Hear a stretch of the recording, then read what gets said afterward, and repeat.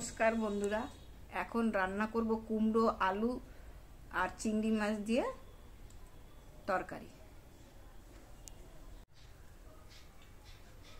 আমাদের তেল গরম হয়ে গেছে, রাঁধুনি আর তেজপাতা সম্বার।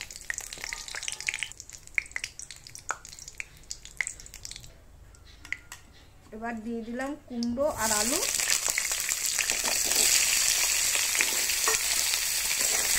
এটাকে ভেজে তারপরে মশলা দেবো। ভাজা ভাজা হয়ে যাবে, তারপরে মশলা দেবো। নুন দিলাম,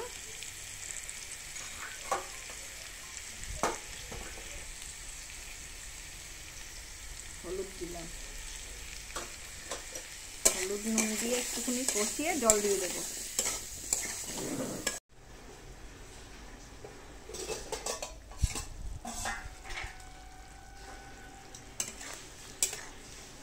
কুমড়ো আলু সেদ্ধ হয়ে গেছে, এখন চিংড়ি মাছ দিয়ে দেবো।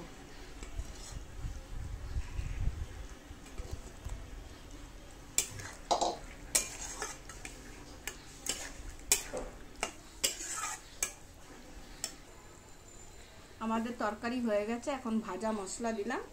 এই মশলা যদি দেখতে চান আমাদের চ্যানেলে